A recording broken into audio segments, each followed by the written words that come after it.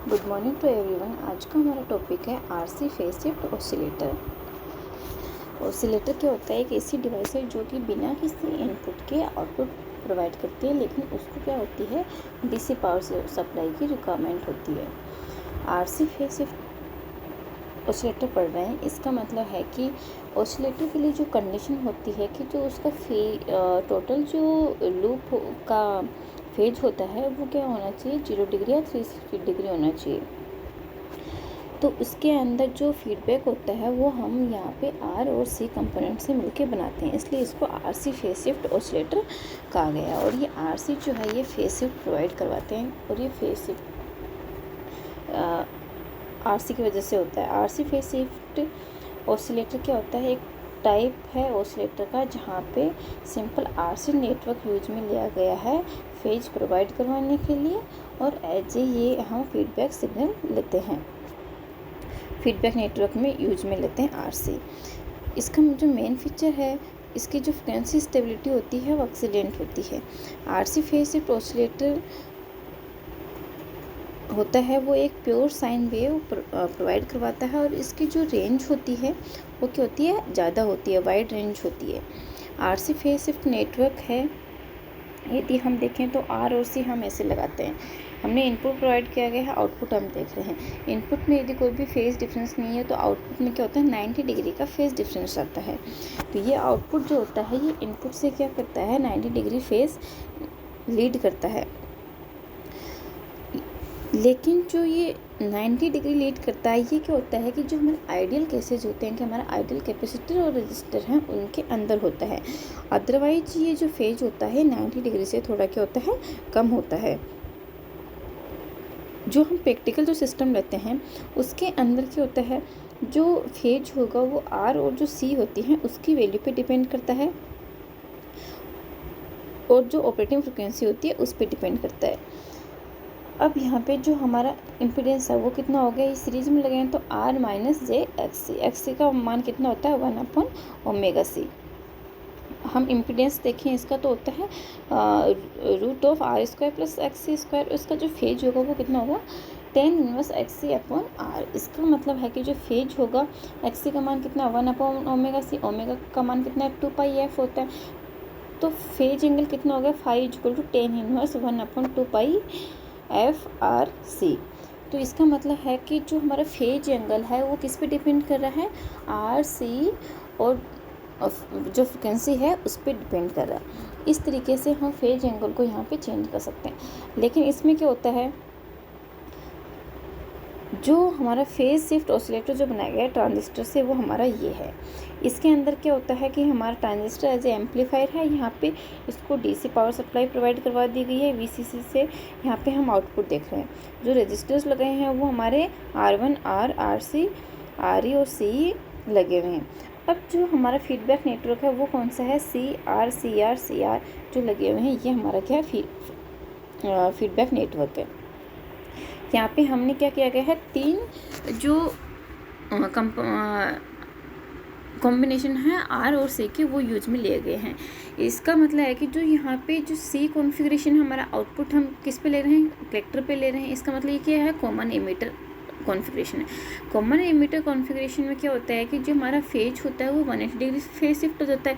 इसका मतलब है कि इनपुट देंगे उसका आउटपुट हमारा 180 डिग्री फेज शिफ्ट आएगा। लेकिन हमने कहा है कि जो टोटल जो फेज होता है वो हमारा 0 डिग्री या 360 होना चाहिए। इसका मतलब है कि जो 180 डिग्री फेज शिफ्ट वो प्रोवाइड करवाएगा वो कौन, वो नेटवर्क फीडबैक नेटवर्क के थ्रू होगा। तो यहाँ पे 3 कॉम्बिनेशन यूज में ले गए आर और सी का। इसका मतलब है कि 180 डिग्री बाई 3, इसका मतलब 60 डिग्री। तो एक जो आर और सी का जो कॉम्बिनेशन है वो 60 डिग्री का फेज प्रोवाइड करवाएगा। फिर 60 + 60 120 और +60 तो 180 डिग्री। इस तरीके से 180 + 180 तो क्या होगा, 360 डिग्री का फेज डिफरेंस हो गया। क्योंकि यहाँ पे हम आर और सी की जो वैल्यू होती है और जो फ्रिक्वेंसी होती है उसकी वैल्यू को चेंज करके मोस्टली हम यहाँ पे सी को चेंज करते हैं, यहाँ पे गैंग कैपेसिटर यूज में लेते हैं और सी की वैल्यू को चेंज करके हम यहाँ पे जो हमारा फेज एंगल है उसको भी हम चेंज कर सकते हैं। इसी तरीके से यदि हमको यदि आर और सी की कॉम्बिनेशन यूज में लें तो 180 डिग्री बाई 4, इसका मतलब है कि एक आर और सी का कॉम्बिनेशन 45 डिग्री प्रोवाइड करवाएगा फेज, उसका जो फेज एंगल है वो। इस तरीके से यहाँ पे आर और सी के 3 वाला कॉम्बिनेशन हमने दिखाया गया है। इनपुट 50 डिग्री है, इनपुट हमारा ये है तो आउटपुट हमारा 180 डिग्री फेज शिफ्ट होता है, ये आएगा। फिर 180 डिग्री क्या होगा, हमारा सी जो ट्रांजिस्टर है वो प्रोवाइड करवा देगा। इस तरीके से ये हमारा क्या हो जाएगा, 360 डिग्री का फेज डिफरेंस हो जाएगा।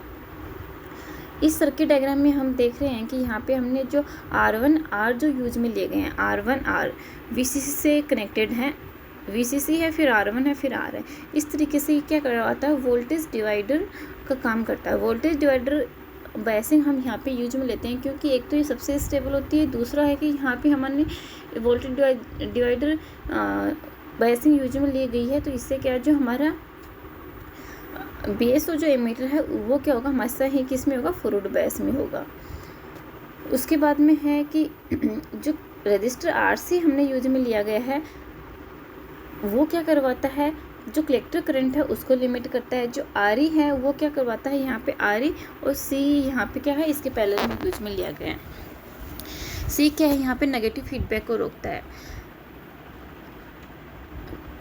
जो RE है वो थर्मल स्टेबिलिटी प्रोवाइड करवाता है और जो C जो कैपेसिटर यूज में लिया गया है उसको हम बाईपास कैपेसिटर बोलते हैं। सी आउट जो होता है वो क्या होता है, डीसी डीकपलिंग कैपेसिटर। इसका मतलब है कि कोई भी हमारे डीसी कंपोनेंट होते हैं तो उनको एलिमिनेट कर देता है।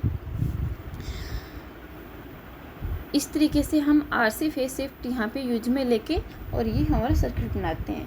यहाँ पे वापस से बताया गया है कि जैसे जितने ज़्यादा हम यूज में लेंगे कॉम्बिनेशन R और C का, उतना ही हमारा क्या होगा, एंगल कम हो जाएगा। जो हमारी फ्रिक्वेंसी होती है RC फेज शिफ्ट ऑसिलेटर की वो होती है F = 1/2 पाई RC √2n। R मतलब यहाँ पे जो रजिस्टर R और C का जो फीडबैक नेटवर्क था वो R और C है। यहाँ पे R और C मोस्टली हम क्या करते हैं, इक्वल यूज में लेते हैं। RC √2n, n का मतलब है कि कितने हमारे फेज शिफ्ट स्टेजेज हैं। इसका मतलब यहाँ पे हमने 3 स्टेज यूज में लगी थी, एक 60 डिग्री की, दूसरी 60 डिग्री, तीसरी 60 डिग्री की। इस तरीके से यहाँ पे क्या है, कितनी स्टेज हैं वो n का मान। R और C क्या है, हमारे फीडबैक जो नेटवर्क के अंदर जो कंपोनेंट्स लिए गए हैं वो है। तो हमारी जो फ्रिक्वेंसी होती है RC फेज शिफ्ट ऑसिलेटर की वो होगी F = 1/2 पाई RC √2n।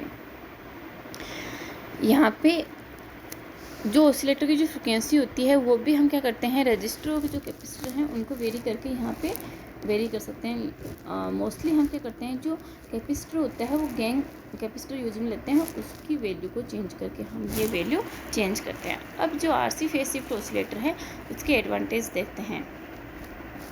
ये क्या होता है, जो RC फेज शिफ्ट ऑसिलेटर है ये जो ऑडियो फ्रिक्वेंसी जो होती है वो जनरेट करता है। जो ऑडियो फ्रिक्वेंसी कहाँ से होती है, 20 से 20 किलोहर्ट्ज़ तक होती हैं। जो ये सर्किट है ये हमारा सिंपल है, हमने देखा R और C के कॉम्बिनेशन से बना हुआ है। एक इसके अंदर ट्रांजिस्टर है एक और बैटरी लगी हुई है हमारी। इसकी जो फ्रिक्वेंसी रेंज है वो क्या हमारी वाइड है। जो आउटपुट जो प्रोवाइड करवाता है वो साइनोसॉइडल आउटपुट होता है और इसमें जो डिस्टॉर्शंस होते हैं वो बहुत ज़्यादा, उसके अंदर डिस्टॉर्शन बहुत कम होते हैं। ये क्या होता है, जो ये सर्किट है ये जो लोअर जो फ्रिक्वेंसी होती है वो भी प्रोवाइड करवाता है। लोअर का मतलब है जैसे 1 हर्ट्ज की फ्रिक्वेंसी भी ये प्रोवाइड करवाता है। RC फेज शिफ्ट जो ऑसिलेटर है इसके अंदर नेगेटिव फीडबैक की हमारे और जो भी स्टेबलाइजेशन अरेंजमेंट है उसकी ज़रूरत नहीं होती है। इसके डिसएडवांटेज क्या हैं, RC जो फेज शिफ्ट ऑसिलेटर है इसके लिए जो ऑसिलेशंस को स्टार्ट करना है वो बहुत ज़्यादा मुश्किल होता है। इसका जो आउटपुट होता है वो स्मॉल होता है, इसलिए जो इसका फीडबैक होता है वो भी क्या होता है, बहुत कम होता है। क्योंकि जो फीडबैक नेटवर्क क्या करेगा, जो आउटपुट होगा वही तो उसके लिए इनपुट होता है, तो उसका आउटपुट भी क्या होता है, बहुत कम होता है। RC फेज शिफ्ट ऑसिलेटर होता है उसके अंदर जो हमने DC पावर सप्लाई जो यूज में ली गई है VCC, वो क्या होती है, हाई होती है। और इसकी जो फ्रीक्वेंसी स्टेबिलिटी है वो क्या हमारी पुअर है। इस तरीके से ये था हमारा RC phase shift oscillator. Thank you.